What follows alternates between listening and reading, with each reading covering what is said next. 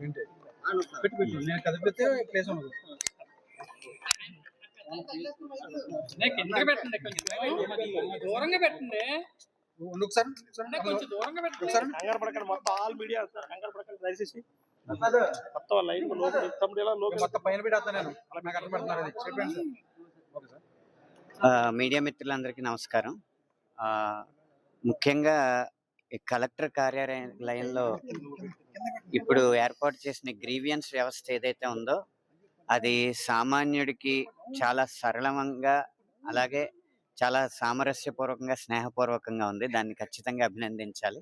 అలాగే ఒక సామాన్యుడిగా మా ఊర్లో ఉన్న ఒక స్థల వివాదం, కోర్టులో ఉన్న ఒక స్థల వివాదం గురించి, ఇద్దరు పార్టీల మధ్య జరిగిన ఒక స్థల వివాదంలో కోర్టులో కేసు ఉండగానే అక్కడ జరుగుతున్న కొన్ని అసాంఘిక కార్యకలాపాలు కలెక్టర్ గారికి, ఎస్పీ గారికి దృష్టిలో ఉంచడానికి మా నాన్నగారికి సహాయంగా నేను ఇక్కడికి వచ్చాను. ఇక్కడ సమస్య ఏదైనప్పటికీ కూడా అది కంప్లైంట్ తీసుకునే విధానం కానీ, ఒక్కొక్క వ్యవస్థని దాటుకుంటూ వారు గైడ్ చేసిన విధానం కానీ అద్భుతంగా ఉంది. ఇది సామాన్యులకి ఈ వ్యవస్థ చాలా ఉపయోగపడుతుందని నేను మనస్ఫూర్తిగా నమ్ముతున్నాను.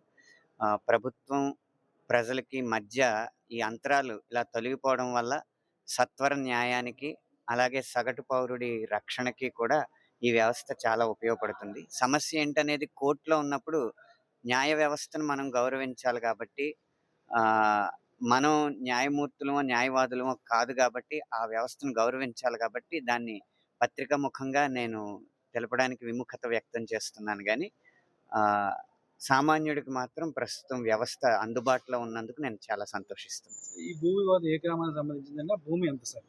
ఇది భూమి కొలత ఎంతైనా ఒక దొడ్డిపట్ల గ్రామంలో ఇద్దరి ఇళ్ల మధ్య ఉన్న ఒక కామన్ సైట్ కి సంబంధించిన విషయం అన్నమాట.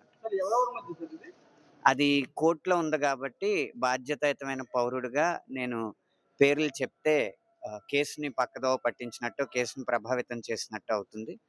అందువల్ల మీడియా మిత్రులు మీరు కూడా అర్థం చేసుకుంటారని భావిస్తున్నాను.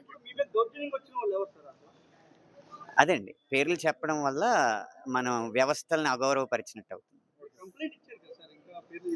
అది ఇలా కంప్లైంట్ అనేది రాతపూర్వకంగా అధికారికంగా వారికి ఇచ్చింది కాబట్టి అది బాధ్యతాయుతం ఇది అవుద్ది. ఆ కోర్టులో కేసు పరిష్కారం అయ్యే వరకు కూడా కొంచెం దౌర్జన్యాలు జరగకుండా చూడమని మేము అర్జీ పెట్టడం జరిగింది. ఎస్పీ గారికి, కలెక్టర్ గారికి, జాయింట్ కలెక్టర్ గారికి, డిఆర్ఓ గారికి, అలాగే వస్తూ పంచాయతీకి కూడా ఇచ్చి, అంటే ఏదైనా వ్యవస్థను గౌరవిస్తూ వ్యవస్థ మీద నమ్మకంతో మనం వెళుతూ ఉంటే గనక ఆ వ్యవస్థలు మనకి ఎప్పుడు సహకరిస్తాయి. రక్షణ ఇప్పుడు నేను ఈ మా స్వగ్రామంలో వృత్తిరీత్యా ఉండలేకపోతున్నాను. మా తల్లిదండ్రులు, మా తండ్రి గారికి 75 ఏళ్ళు, మా అమ్మగారికి 70 ఏళ్ళు. వాళ్ళ మీదకి ఎవరైనా మనుషులు దౌర్జన్యంగా వస్తే నేను వచ్చి కాపాడడం అనడానికి సమయం పడుతుంది కదా. ఈ సంఘటన జరిగినప్పుడు కూడా నేను అమెరికాలో ఉన్నాను, హుటాహుటిన రావడం జరిగింది. అందువల్ల వ్యవస్థని కాస్త వారికి వయోవృద్ధులు కాబట్టి వారికి రక్షణ కల్పించమని అర్జీ పెట్టాను. దాడి కాదు, ఆక్రమణ కోసం ప్రయత్నిస్తున్నారు. అది ఆ దాడికి దారి తీసే లోపే మేము మేల్కొని ఇలా కంప్లైంట్ ఇవ్వడం జరిగింది.